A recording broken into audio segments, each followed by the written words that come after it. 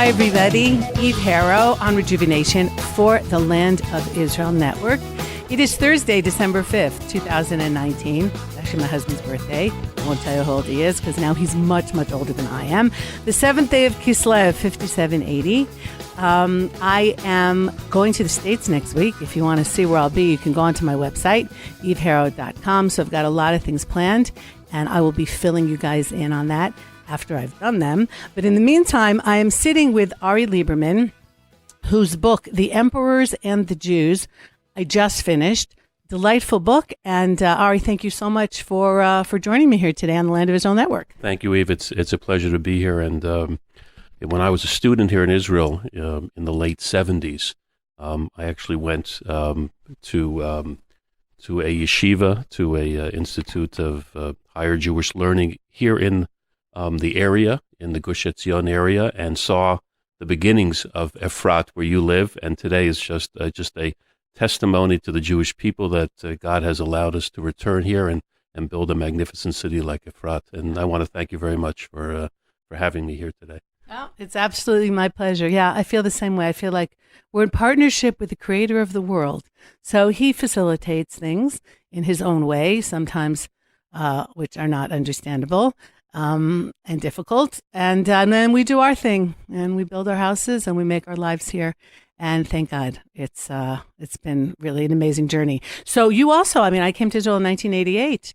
You came not long after. What is your story? My wife and I moved to Israel. We made Aliyah to Israel 25 years ago, about 8 months or so after we got married. And it was something that I always wanted to do. And today my wife says it's something she always wanted to do. But thank God we came together. And we've been living for the last 20 years not too far from here in a community called Ramat Beit Shemesh. And thank God all of our children are born here. We're kind of a male-centric house. We have one daughter who's the oldest, and then that's followed by five boys. Yes, so oh boy is what everybody tells us. And it's been wonderful. They're great kids. And our daughter gave birth about 8 months ago to our first grandchild, a granddaughter. And my son-in-law is now serving in the home front, and he lectures, preparing elementary school children for drills in case of, God forbid, attacks here in Israel. And then it's the boys. I have a 24-year-old who completed service in the paratroopers unit and is currently in law school. I have a son who also just completed Army service as part of the Hesder combination Army Yeshiva learning program and is now back learning in the Old City in Jerusalem. Third son who is in a 3-year architectural program, and then the two younger ones, high school and junior high school. So it keeps us busy. And you built a life. You came here, and clearly you have a family here, a big family, and you built a life. But what do you do aside from? I think about all the boys, and then I think about my boys. Aside from the state of your bathrooms, okay, which was, it was always a thing. But what do you do? Because to write a book like this, The Emperors and the Jews, a lot of research went into this. And I know that you had said to me, this is kind of a sidelight. It's not like you're a journalist, not like you're an author. This was almost like not a hobby, but some kind of yearning that you had to do, and you finally were able to do it. So what have you done in the last 25 years till the book came out? I'm in the field of marketing and management. I have a consulting business. It's really me. That's the business, and I have a number of clients outside of Israel and some within Israel, and I provide management and marketing consulting services. And it's allowed me, to have some free time and to do the research that went into this book, and I just feel very blessed. That I'm here in Israel, and in Israel we say day to day, month to month. And so far, 25 years, it's worked. And that's what I do. That's what I do during the day. And whenever I have free time, I do the research on this book and the upcoming projects that I'm working on. So, what kicked off your interest in this, the emperors and the Jews? Basically, the leaders mainly of the Roman world, but not only, and the rabbis, the sages, the Jews that were living, that were their contemporaries, and the relations that they had between them. Because I think very often, at least the way we learned it, which was wrong now, I mean, it's one of my pet peeves, is that, we learn secular history in the Roman Empire. We learn about the wars and the Romans destroyed the temple. But there are relationships between the people, even with the enmity of the nations. So, how did you get, what drew you into this idea and to doing the research on this book? Okay. I think that's a great question, and I always have not difficulty answering it, but I think it was a combination. The impetus to simply write a book really came from the publishers. The book is published by Mosaic Press, a local Israeli publishing company with distribution through Feldheim Distribution in the United States. And the founders of Mosaic are Rabbi Yaakov Haber and Rabbi Doron Kornbluth, who I consider them to be friends. They are neighbors. And I've been working with the company, helping them since their inception. And they always told me, there's a book inside of everybody. And I guess they did a good job convincing me of that. Mm-hmm. So I started looking at different things. I've always had a strong interest in Jewish history. And I do not have a real academic background. I actually did minor in history at Bar-Ilan University, where I got my initial degree. But I started looking at that period, which you had mentioned, the Greek period, the Roman period, and just came across such fascinating personalities, and just got hooked. Once it started with Alexander the Great, it just went on to the next one. But I think what really prompted this, now that I look back, is my father of blessed memory was a Holocaust survivor from Hungary. And when we were kids, my father told us stories constantly, the Sabbath table, but he was always talking about pre-war Europe, the war itself, and then post-war, his activities after the war, which included smuggling into Palestine and serving in the War of Independence. And some of the stories dealt with the relationship that my grandfather, my father's father, who was killed with most of the family in Auschwitz, deported from their town in Hungary. And my grandfather was one of the heads of the Jewish Orthodox organization in Hungary, and had to deal with local officials and had to deal with the government in Budapest. And we heard all these stories, and that I think kind of it resonated in terms of how my grandfather how he had to deal. I mean, he was a very, very pious rabbi, in many ways insular, serving his community, but really had no choice, but had to represent the community on different levels. And as part of this whole background, there was always an interest, obviously, in the war and the Holocaust, the Shoah, and I always felt that it took me a while to kind of realize that I didn't really get the timeline. I really didn't connect all the dots. I heard a tremendous amount of stories, and I believe that Holocaust memoirs and the stories are extremely critical. I mean, to understand, I believe, Jewish history, one has to start with the heart. One has to appreciate, number one, that there is a guiding hand to all of history, which is God, of course. and that there is so many great Jewish personalities. I mean, what the Jewish people have gone through, of course, through the millennium, and all that is connected in the interaction that they have with the outside world.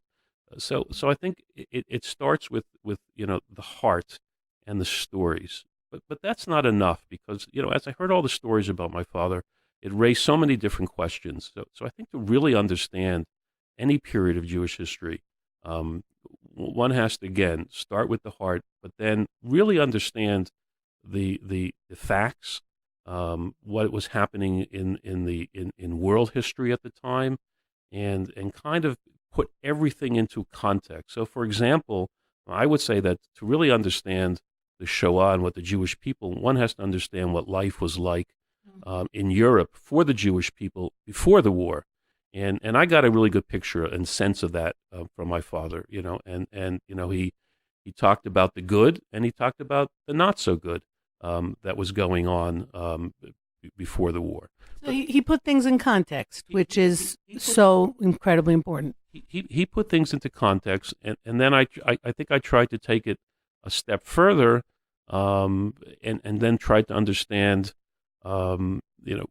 Nazi Germany. I mean, and to understand Nazi Germany, one has to go to what happened in World War I and what happened after World War I. But that's not enough. One has to go back, to the 19th century and look at works like Houston Chamberlain, who developed this whole theory of racial superiority and Aryan. So I think in order to really understand it, and I think that's what makes it interesting. It's I speak to kids, and it's like history, and even my own kids will say boring. It's boring. It's dates. 1776, the American Revolution, the French Revolution, 1492.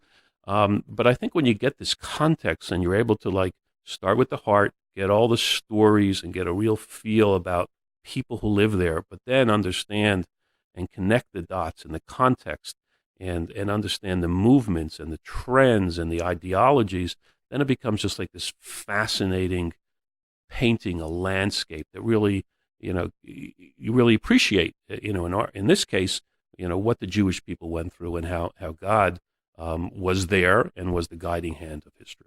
So your book focuses on really the Greco-Roman period. I mean, you start with Alexander the Great and end with, that whole time period that includes the destruction of the Second Temple, and also afterwards, the period that we would call the Mishnaic, Talmudic period, where we're still in the land, we don't have the temple anymore. Judaism's taking a tremendous turn in the absence of the temple towards the Judaism really that we practice today, the Judaism that's put together by the sages, by the rabbis. But in reading this book, I'm thinking, well, this book calls for a prequel and a sequel, because you start with Alexander the Great, which is in the 4th century BCE, and kicks off, the Seleucids, the Greek period. In a couple of weeks, we have Hanukkah, and all of that is in that Second Temple period.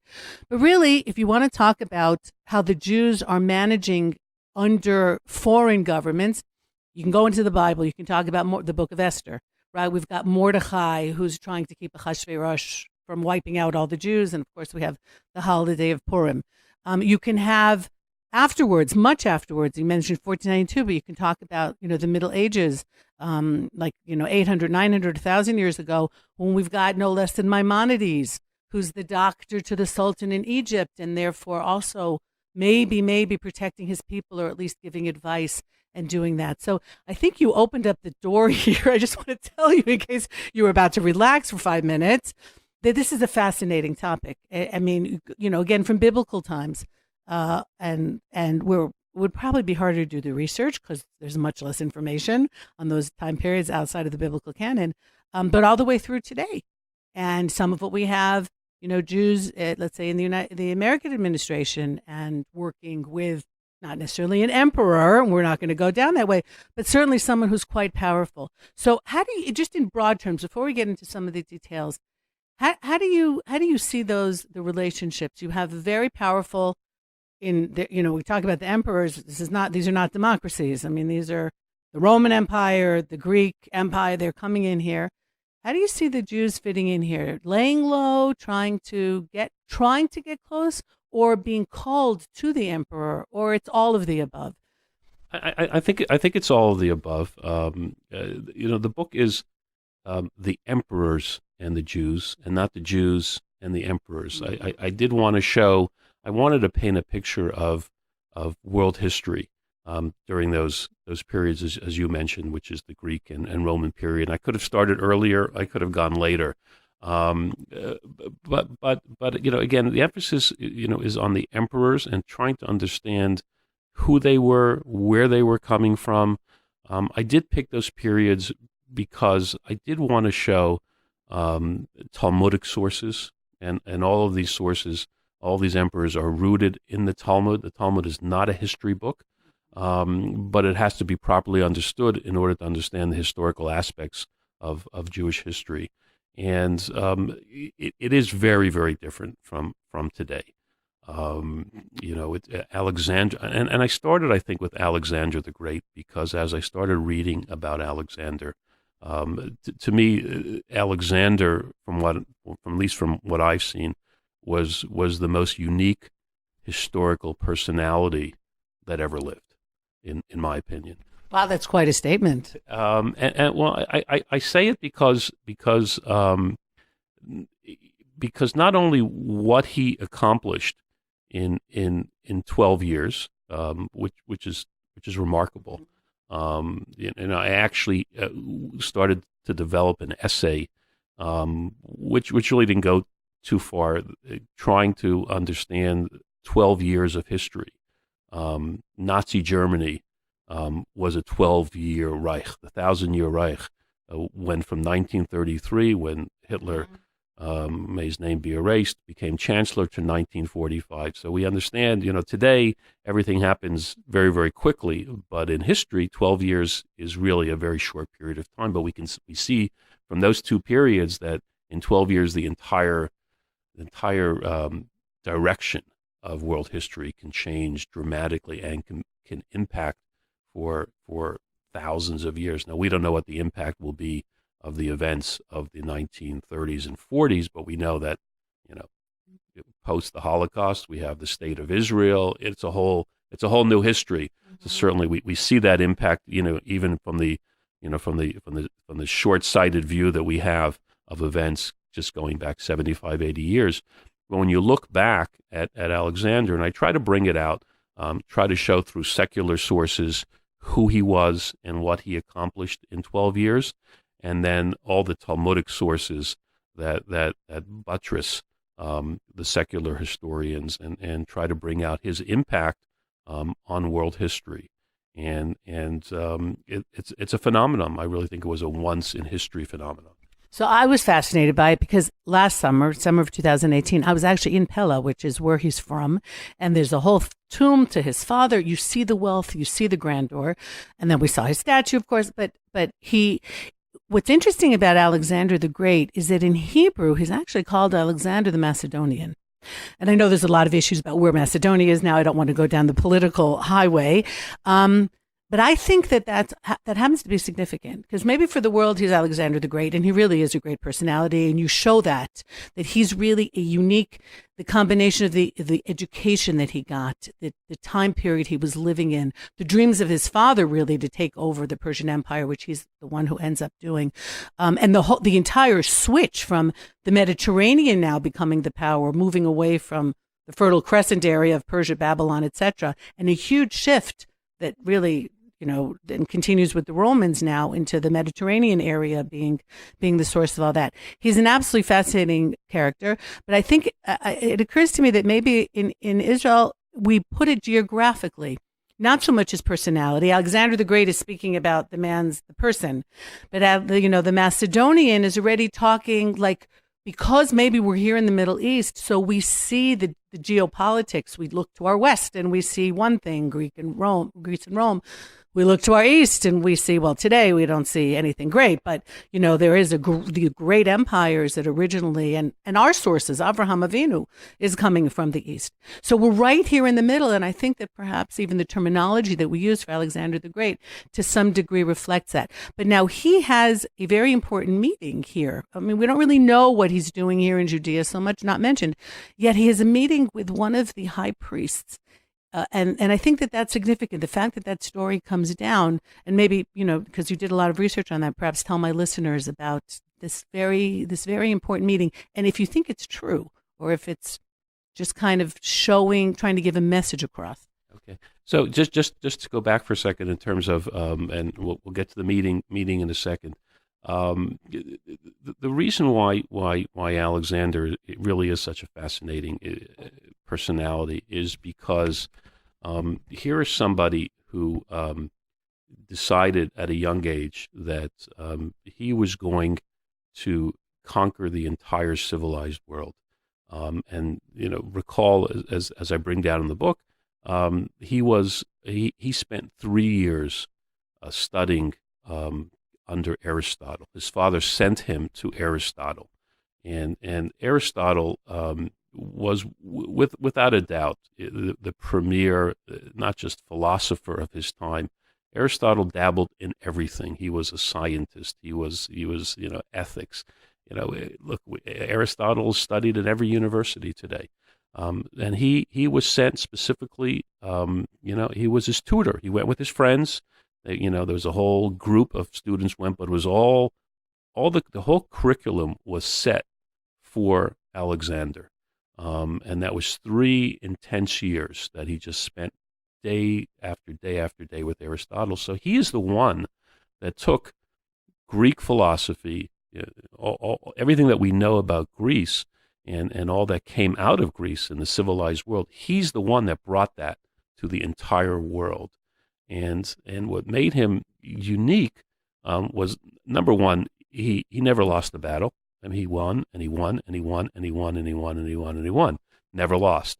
But this is all part of the prophecy. This is in the book of Daniel, the prophecy of Alexander is mentioned at least 6-7 times, that someone would come from that direction and would sweep across the entire world and conquer the entire world. So it's all prophesized in the book of Daniel.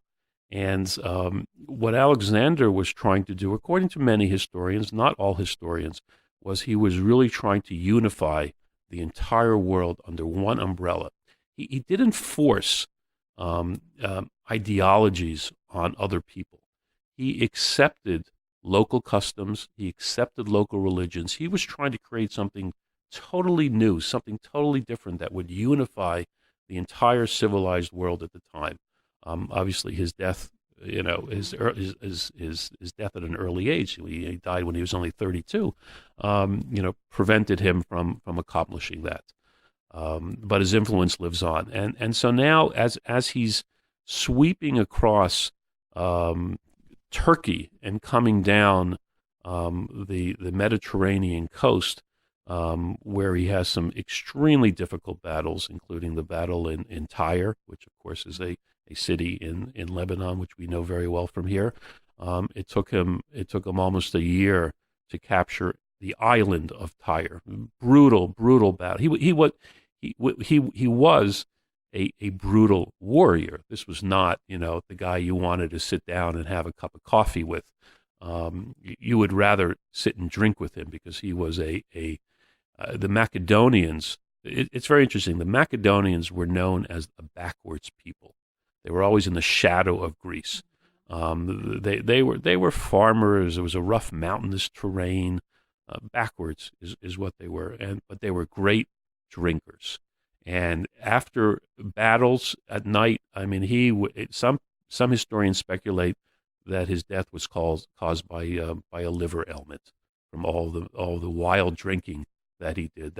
Well, so I actually read a couple of years ago, or even just last year, because his body apparently didn't decompose for a week. So there's someone, I think in Israel, who has a theory that he had some virus, I don't remember what it was called, where he was actually in a coma for that week. They thought he was dead, but he really wasn't. He was just kind of comatose, and that's why his body didn't decompose, and he only died at the end of that week. So there's a lot of, or some kind of plague, I don't know, there was something going on. There's a lot, even today, 2,400 years later, still trying to figure out, what he died of, which in itself is fascinating. It's absolutely fascinating, and we don't know where he is buried today. We don't have the tomb, which is interesting because it's not in Alexandria. He wasn't eventually taken to Alexandria, the city that he builds, of course, or at least starts to build on his name. It's unclear. It's unclear it's interesting because one of Alexander's great heroes was Cyrus, and Cyrus is called in the Bible a Messiah because it was Cyrus who allowed the Jewish people to come back and rebuild the Second Temple, and Alexander idealized Cyrus. And when he got to Persia, he visited Cyrus's tomb. And Cyrus's tomb is extant. It's intact, and people visit it. And you can visit it. You can go and you can visit it. And Alexander did that. We're not sure exactly where Alexander was buried. He was scheduled to be buried in Pella, which you mentioned you had visited. In the second section, I write about how one of his successors, Ptolemy, the king Ptolemy, who started the dynasty, 350-year dynasty in Egypt, he hijacked Alexander's body, had him buried, I think, first in Memphis, probably moved to Alexandria. It's not.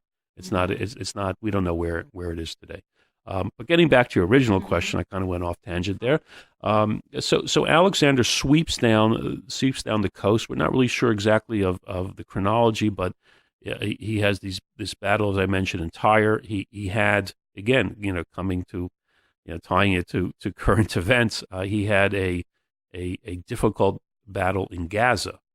He's coming down the coast, and there's a governor of Gaza. Again, all this was under Persian rule, but it was a local governor who said, "No problem. I can take it. I'm on a high plateau. Apparently, part of Gaza was on a high plateau, and I have the high ground. No problem." So Alexander was extremely innovative and creative. He was so quick on his feet. He assessed the situation, and if he had a plan that needed to be changed, he would change it on the fly.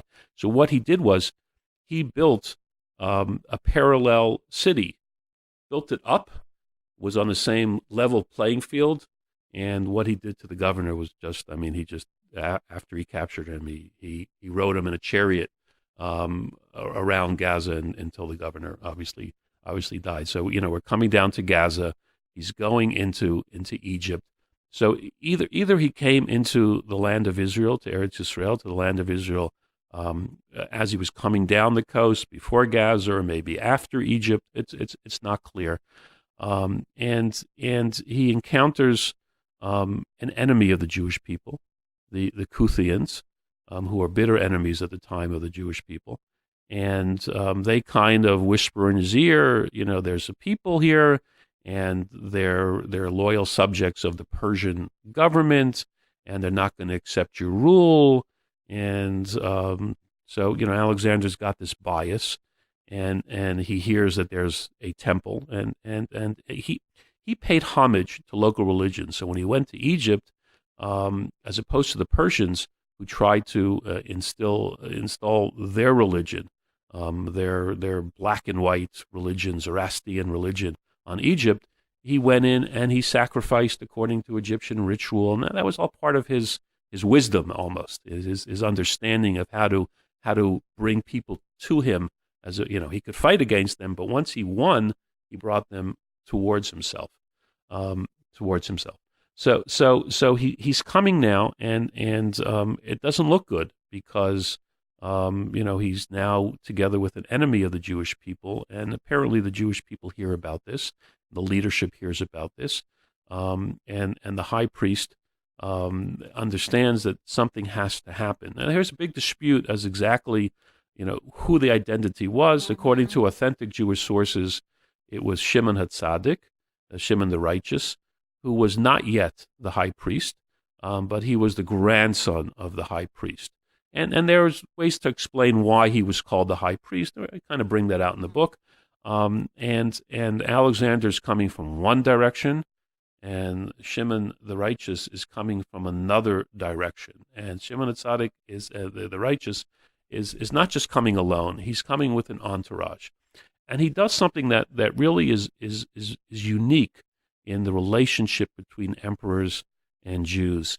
Very often, and we see it today, as much as the Jewish people are sometimes on the forefront of politics, whether it's in the United States or in Europe, there's a lot happening behind the scenes, and a lot of the real stuff is happening quietly, with diplomacy, and that's been a trend in Jewish history, which kind of try to bring out in the book. That has, there's kinds of this behind the scenes, not because of lack of transparency, because it's an approach.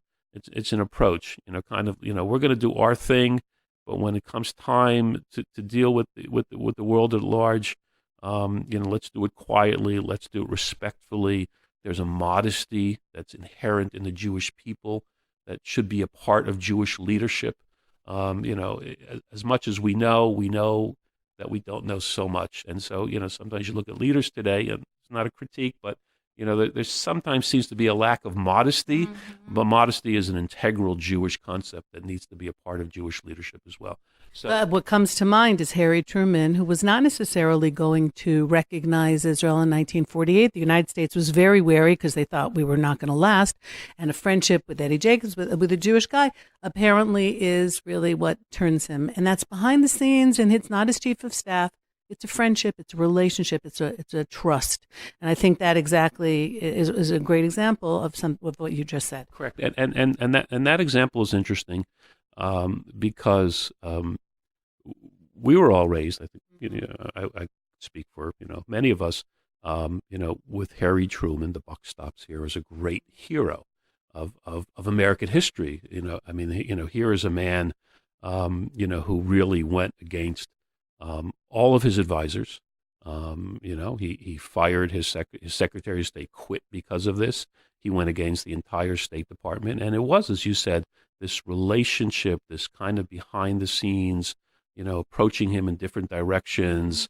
Yet on the other hand, we know from the tapes and the writings that Harry Truman had an anti-Semitic bent. Yes. He was not like this, this great, lover of the Jewish people inherently. The classic, some of my best friends are Jewish, but I don't necessarily like the Jews, and you can make that split. So just getting back to the book. So what happens so Shimon HaTzadik comes with his entourage. So in this case, this is not a modest like knocking on the 10th door. This is a statement. This is a statement, and it could be, one can conjecture that they understood Shimon HaTzadik, the Righteous, and the entourage, and the rest of the leadership of the Jewish people. They heard enough about Alexander to understand that this wasn't somebody that you could just come and just, you needed to kind of make a statement. You needed to show, who the Jewish people were. And so they're coming with the entourages, and the Jewish people have flames, and they're carrying flames. And I bring out the book that there is a deep spiritual reason behind this. They were coming with, trying to tap into some level of bringing God into the picture and holiness into the picture to kind of counteract, what was coming from in the other direction. And then something happens, which, again, secular historians will say, did it really happen? There are, and I bring out in the book, two secular Christian sources from the early centuries of the Common Era that buttress the story.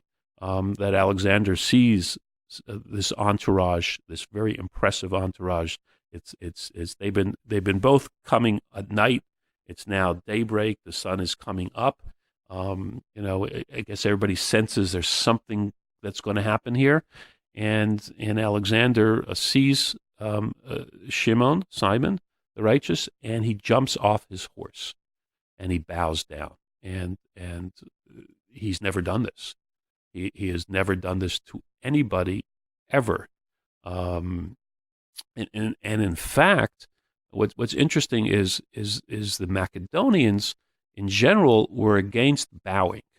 The Persians were bowers. They bowed to the king. Alexander wasn't into that. He didn't need anyone to bow down to him. They were against it. There was some kind of like, as powerful as he was, and he believed he was a god. He believed he was a deity. He really did, on some level, believe that. His mother instilled this into him because she believed that she came from Zeus, that she was a descendant of Zeus. So he was instilled in childhood that he had some kind of a deity level to him, and he bows down, and everyone looks at him.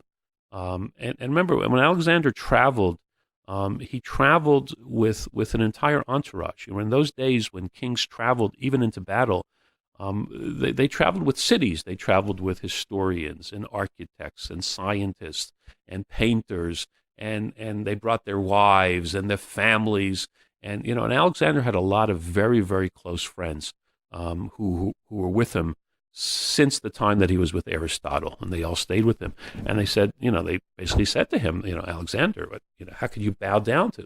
And Alexander said that when I go into battle, any battle that I go into, I dream the night before, and this is the figure that I see leading me into battle. Because of this episode, there's an entire shift in how he views the Jewish people.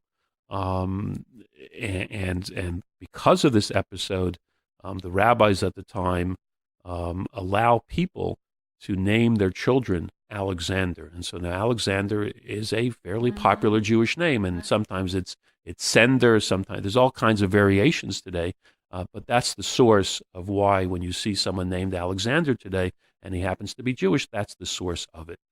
But what he doesn't do because of this meeting is insist that idols be put in the Jewish temple. And because we have here also a religious issue, okay? And there are those who will say there really are battles with the Greeks, and that's the importance of the holiday of Hanukkah, is the first time that they're not just coming after us because we're in the way or we have this piece of property that they need to be put into their empire, but it's actually a religious war. And it's if I've already mentioned Hanukkah, what a lot of people forget is that Hanukkah is just as much a civil war among the Jewish people, among those who want to become Hellenized, who are very attracted to that way of life and the gymnasiums, etc., and less to formal Judaism, or however we want to call it. So is that part of what happens here as well, that Alexander doesn't insist that the temple in Jerusalem become some kind of outpost for Greek, whatever religion he's promoting from Greece? Right. Yeah. He did not. Partially, I think, because of this historic encounter, but also because that wasn't Alexander's methodology. It really wasn't his methodology. He kind of tapped into whatever higher power he could. I mean, he sacrificed this way, he sacrificed that way. It's unclear exactly what he did in the temple at the time. We have some sources that show us that Gvia ben Pesisa, that's brought in one of the sections, who argued against different peoples that came with complaints to Alexander about the Jewish people, took him to the temple. It's unclear. There's some sources that say that they read to him the prophecies of Daniel, and said to him that this is all prophesized. It's a cloudy issue. I mean, I didn't, I kind of bring different sources. I don't try to resolve it. I think it's too weighty. It's the same way I bring, there are some sources that are kind of discounted, even by Jewish historians, authentic Jewish historians, that Aristotle himself, at the end of his life, recanted his philosophy and accepted, the ethics, at least, of the Torah, of the Bible. But again, there's letters that Aristotle wrote, but it's I kind of bring it out so that people can explore it subsequently. It's too weighty a subject to really make a real conclusion. So what's fascinating about that time period, though, is everybody is a God person in some way. Sometimes multiple gods, and because I think a lot of times today, you have atheists. I mean, you have people who just don't believe. They're just scientists. They don't believe in any kind of higher power, but But in that time, there was probably no such thing really as an atheist. Somebody believed in something. But you touched on something here that is really a theme that comes out in your book that I think is important to mention here. And everyone, guys, you're just going to have to read the book, is a certain wariness on the part of the sages of exposing too much of the Torah to other people. Now, there's a whole section on Ptolemy, on the Seleucid, who is the one who gets the Torah, has the sages 70 or 72, it's not really clear, to, for the first time, translate the Torah into Greek, which in itself is controversial if that's a good thing or a bad thing, to expose the Torah. And now all of you listening here, those of you who are familiar with the Bible, I would imagine that most of you have not read it in the Hebrew, have not read it in the original language. You're reading it mainly in English, translated with a certain agenda, depending on who's translating it. And a lot of the meaning is going to get lost. And this is something that we've talked about beforehand. So how are you, and this seems fairly clear that the sages, and it just clicked with me when you said that perhaps they read Daniel to Alexander. So there's a danger inherent in here in opening up certain of the Torah. On the one hand, we've been told to bring the Torah to the world, and the ethics specifically, and the morality and the faith and family aspect of the Torah to the world. On the other hand, there are certain things perhaps that it's wise not to expose. So how do you see that just in general? Because it's through the generations, and it's a lot of sages with Hadrian, with Vespasian, with a lot of the different emperors, and I would imagine also philosophers. Are we supposed to be getting into philosophical discussions, religious discussions with others? This is a very broad topic. I just ask you to answer that, because I think it's one of the themes that permeates the book, and for me was one of the more fascinating aspects of the book. I think what you see in some of the encounters that are detailed in the book is that numerous encounters were forced upon the Jewish people. Had they had their way, they might not have had those encounters. On the other hand, so, there's a whole section here of Alexander and the elders of the South, who are the wise men of the South, Jewish wise men of the South. We're not exactly sure who they are, what their position is within the Jewish people at the time, but they're obviously well-versed in the Torah and in philosophy. And it's clear that this encounter was not something that they volunteered for, but rather Alexander, and there's sources that Alexander did this in India. He did this in all different kinds of places. He was naturally, because he was a philosopher. Mm-hmm. As a student of Aristotle, he was the warrior philosopher. I mean, he was a philosopher. So wherever he went, he sought wisdom. That's part of the Greek ethos, wisdom, beauty, wisdom. So in this encounter, you really see the reluctance of the elders of the South. They make their point. And their point accentuates what they feel is the divide, the great divide between the values that Aristotle brings to the table and the values that they have from the Torah. So there is a tug and play. I think there's a great reluctance. There's a reluctance to kind of reveal deeper wisdom, because deeper wisdom, not properly understood with the background and all that, can be dangerous. It's like anything. You need to go level by level by level until you get to the deeper wisdom of any discipline, especially the Torah, which is God given.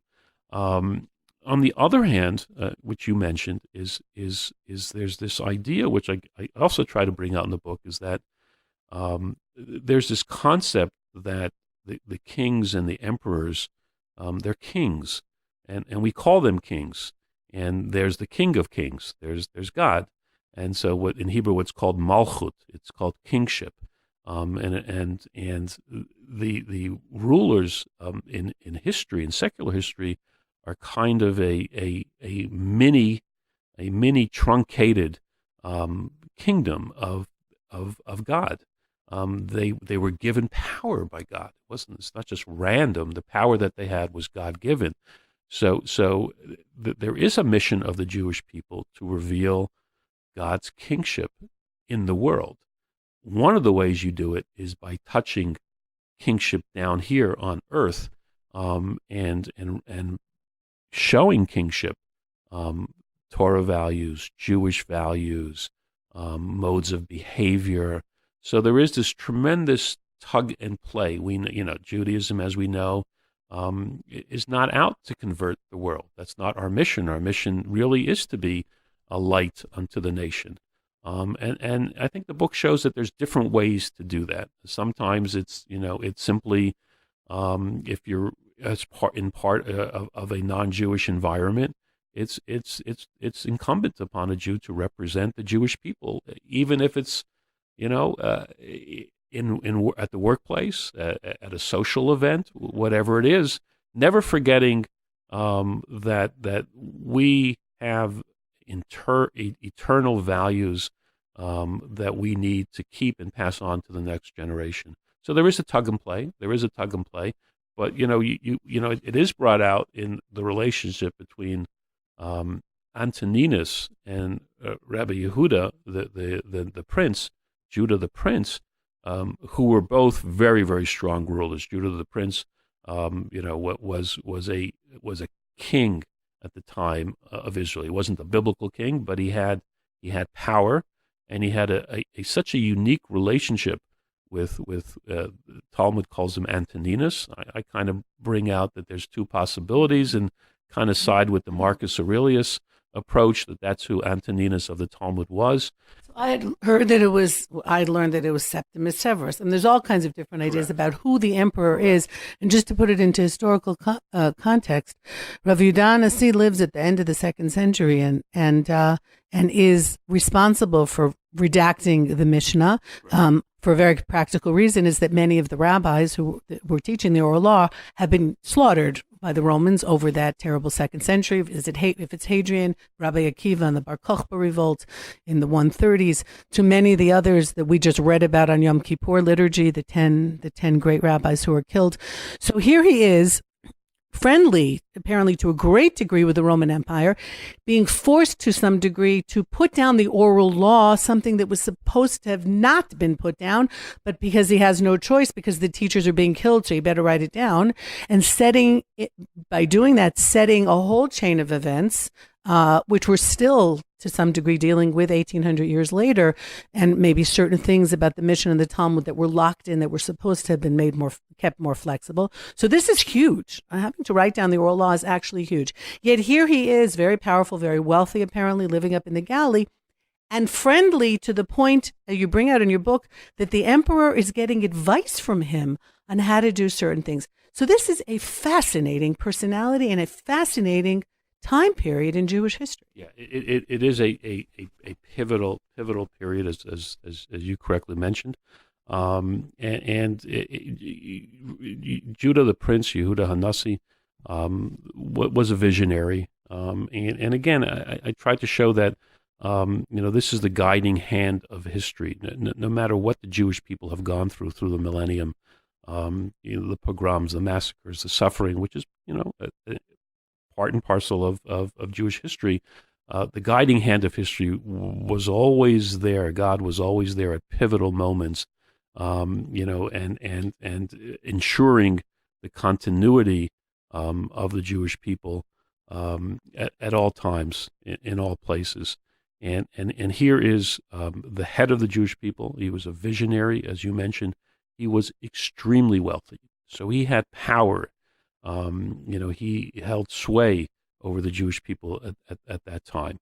And here is the emperor who he forms a relationship. The Talmud, has a story. Again, it's a story. We can take it at face value. We can take it as an allegory that this relationship started when they were infants. And the Talmud relates that story, how the babies were switched in order to save Yehuda Hanasi's father. And so there was this tremendous bond from childhood. And not only did Antoninus, let's call him, Marcus Aurelius, and I think Marcus Aurelius kind of fits the time frame. Marcus Aurelius was also, he is the even more than Alexander in history as a Roman leader. He is called the Philosopher King. His book Meditations continues to sell. It's sold millions and millions of copies. It's read by movers and shakers today. It's Bill Clinton's favorite book. And he wrote this while he did not want to go and fight, but he had no choice. He was a philosopher, and he wrote this Meditations, which is kind of like today you would call it like a self-help book, with I wouldn't call it deep concepts, but it was like a self-help book that he wrote every night after battles, for himself, and then it was published. And so he was a philosopher king, but somehow he understood that Judah the prince had a deeper wisdom that he had, and according to the Talmudic sources, he became a student of Judah prince and relied upon him for personal advice, political advice, intellectual advice. Just a fascinating relationship. You don't find too many secular sources for this, and I would conjecture that it just ran so counter to the biased opinions of historians. They couldn't wrap their hands around such a relationship. How could this be? Because Marcus Aurelius, Antoninus, whoever he was such a strong personality in his own right.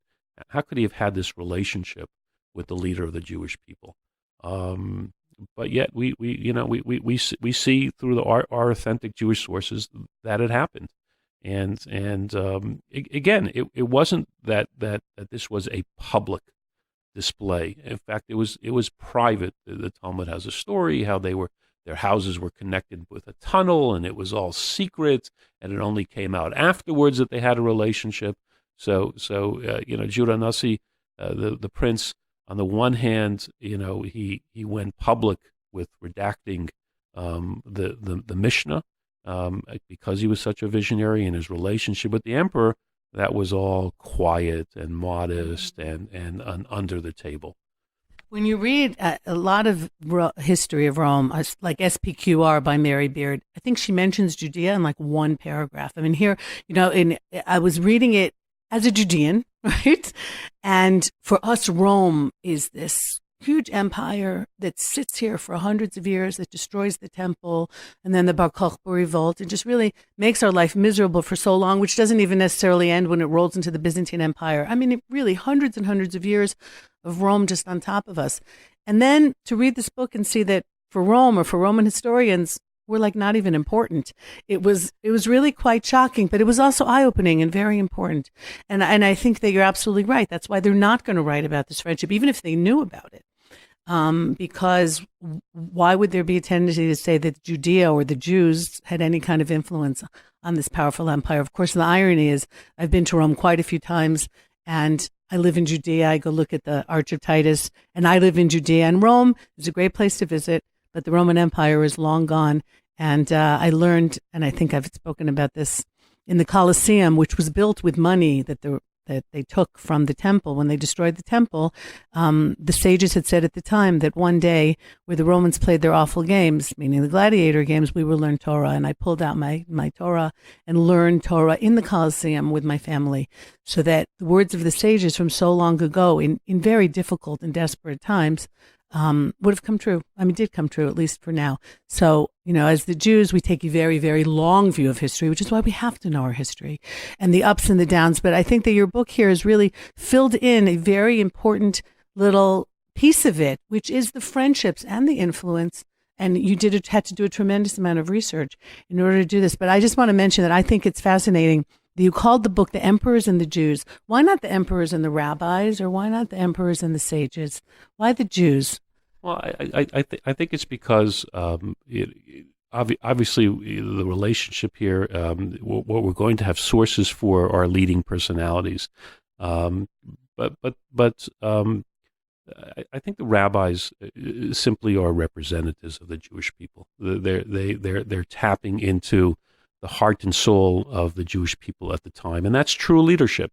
In Jewish sources, the King David, King Solomon are called the heart of the people, the lave, the heart. They're the heart of the people. They tap into who the people are, where they're coming from, what they need, et cetera, et cetera. And so it's really the relationship between the Jewish people. It's the rabbis who are the personalities, because that's the sources that we have. But I bring it out, and I actually bring it out in the name of the Lubavitcher Rebbe, Rav Schneerson, who wrote that every person and every Jew has to be and can be a representative of the Jewish people at some time or place, and that's really the philosophy of that whole movement of Chabad that has centers all around the world. You don't have to be this. I have a niece who just completed her army service, and so like many Israeli soldiers, after they serve, they need to, breathe. Get out of town. Get out of town. So she spent the first part of her trip, which as Americans, we got a big kick out of it, in Vietnam. Mm-hmm. Okay, so she's in Vietnam. Okay, so we were raised. Yes. I say everybody running to Vietnam, I'm like, how could you go to Vietnam? The My Lai massacre. I mean, our generation, Vietnam is not a place you go to on vacation, but it's a different world. So she started in Vietnam, and now she's in Cambodia. So Cambodia, the killing fields, yes. the Khmer Rouge. But be it as it may, there are now 3 Lubavitch Chabad centers in Vietnam. So it's and they're representatives. And they have a responsibility. They have a responsibility. The Jewish people have a responsibility towards the rest of the world. So that's why it's really the emperors and the Jews. It's you and I. Mm-hmm. It's you and I. It's every single Jew in the world today that has that responsibility and that mission. So I'm going to add a little something at the risk of embarrassing you, that you technically could be called rabbi, and you told me not to introduce you like that. And I think that when you talk about a modesty that's inherent in Judaism, so I think perhaps your choice of the title reflected the way you see things as well. Like, you don't have to have necessarily the title, as you just said. Every Jew can make a difference, but we also have to keep it down and understand that we are really God's representatives on earth, and that He's the ultimate to whom we owe fealty and the honor, and that we have the privilege of every once in a while being able to do something that changes the world, or at least brings the Torah into the world, which is what it was all about and why we stood at Sinai so long ago. So I really want to thank you, Ari Lieberman, for your book. And can you tell my listeners where they can get a hold of it? The book, first of all, The Emperors and the Jews, Lieberman, search that and you'll come to Amazon. So it's on Amazon. It's found in Jewish bookstores throughout North America, Israel, and the United Kingdom. And you can always, I guess, contact Eve if you want to get a copy, and she'll contact me, and I'd love for you to be able to read it and enjoy it. All right. And just a suggestion, and I don't know if you travel at all, but if somebody's doing some kind of symposium or some kind of lecture series, I think this is a fascinating edition. Not necessarily giving answers, because a lot of what we need now is more questions, and to ask why, and why certain things happened in our history, and that's why we ended up where we are today. So I think that you would be a great, addition to if someone had some kind of educational panel as well. So thank you so much for joining me today on Rejuvenation on the Land of Israel Network.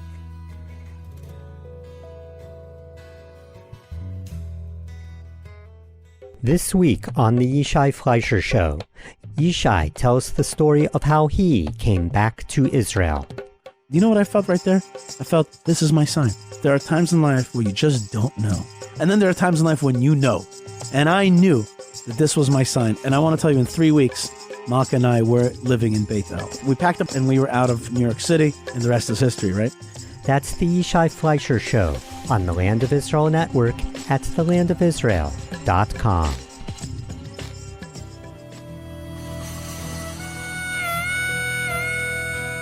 Hi, everybody. Hope you enjoyed the interview.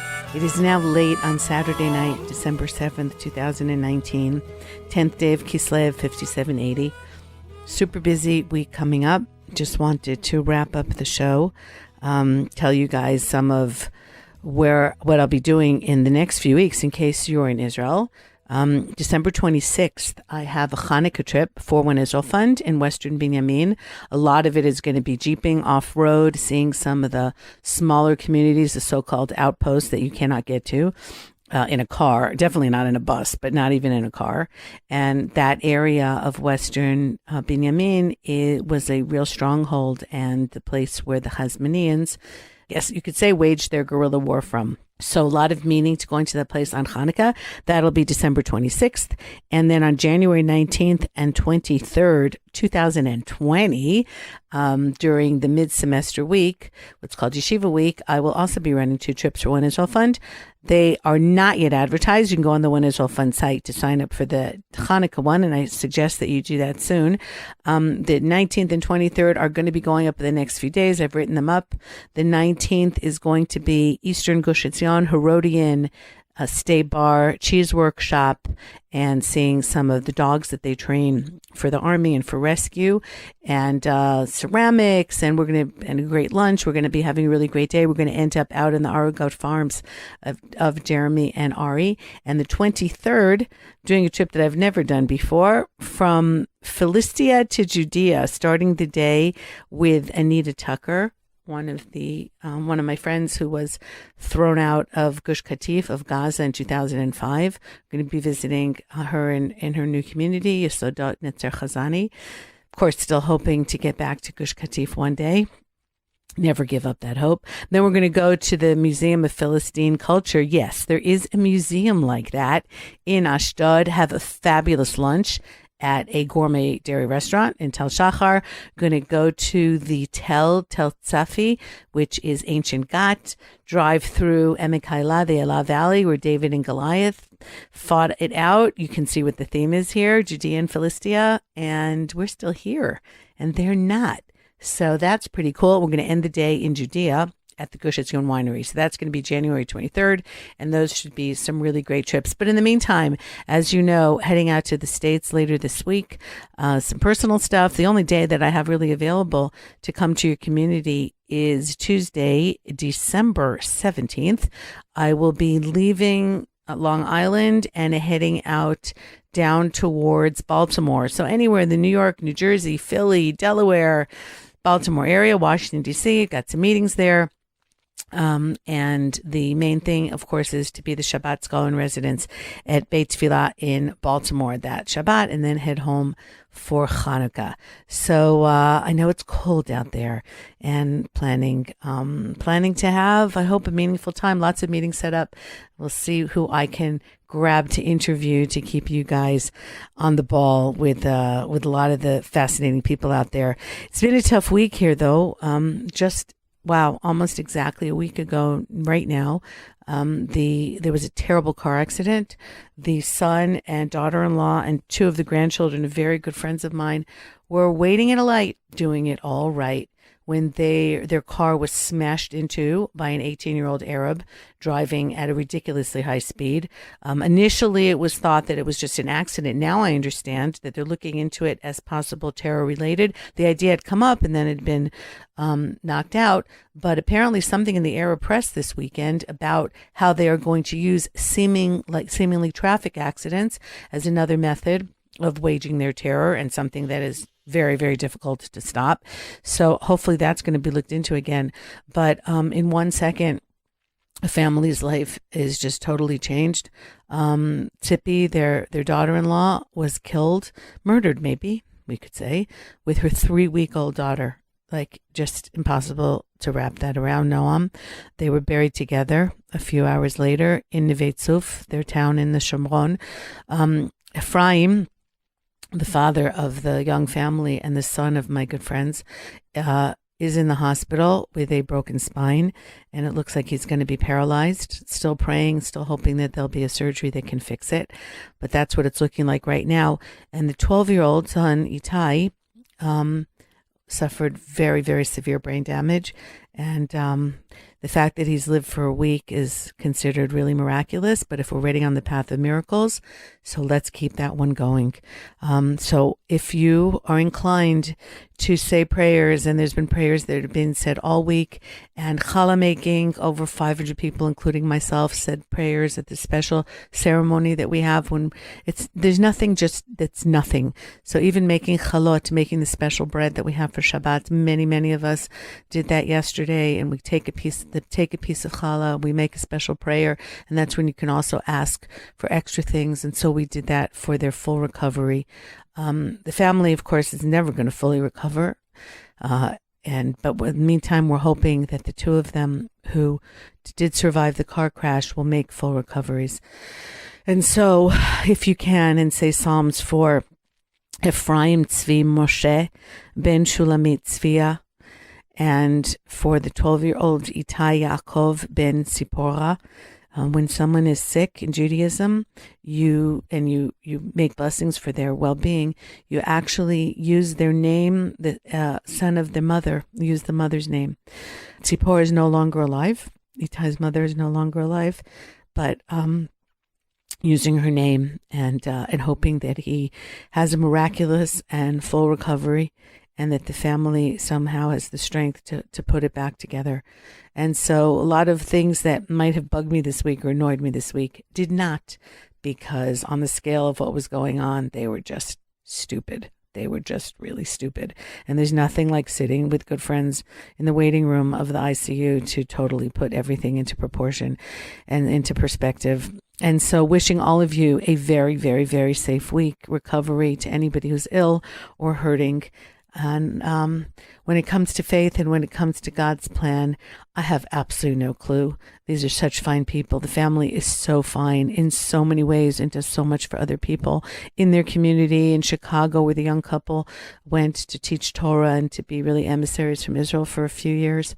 And just really the kind of family that, like, you wish for yourselves and you wish to be friends with, just living Judaism, Israel, Torah, and their friends and their family. So nothing makes any sense. And I guess that's what faith is just realizing that anything that we try and make sense of, we can't, because God has a plan that's much bigger than any of us. But I guess that's better than not having faith and thinking that this is all just totally random and meaningless. Either way, been a tough week. But we'll continue to say prayers, and whatever you guys can do out there. There's also a Fund Me campaign for some of the things that are going to have to be done now to take care of the other 3 kids who are home, the 3 young kids who I don't even think yet understand that their mother's not coming home, that their baby sister is gone, and that when it'll be months before their father and their brother come home, and God willing they should. So that's also something that can be done to help. And just pray that this doesn't happen anymore. So with that, Eve Harow on Rejuvenation for the land of Israel, basically telling us all to count our blessings. So thanks to Tabitha and to Ben, and hope I see some of you on the other side. And of course, you can always write to me, eve@thelandofisrael.com, and check out the website, eveharow.com. So take care, everybody. Thanks so much for tuning in. You don't know how much that means to me, that you take the time to listen to the interviews that I do, to some of the monologues and some of the rantings that I have. And I appreciate it, really, from the bottom of my heart. So be well. Shavua Tov. Have a great week. And goodbye for now.